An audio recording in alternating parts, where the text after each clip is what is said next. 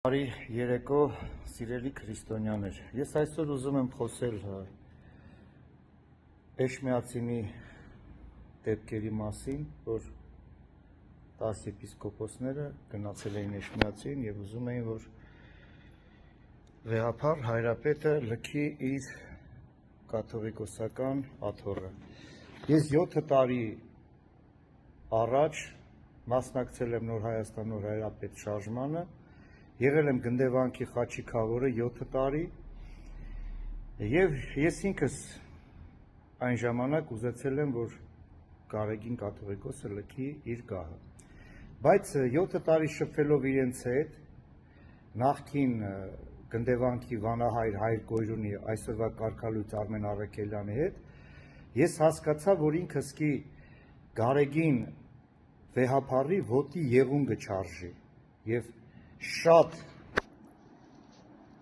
անբարոյական, բառից բուն իմաստով,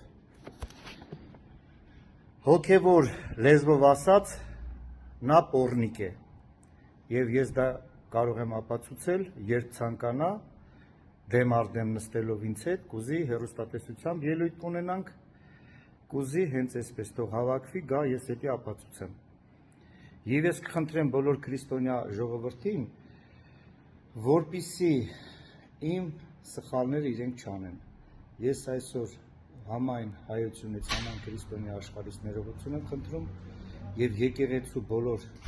հոգևոր առաջնորդներից, եպիսկոպոսներից, հանձինս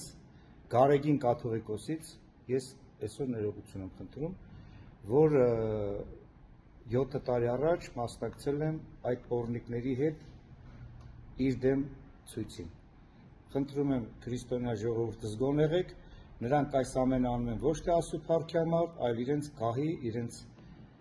աթոռի համար։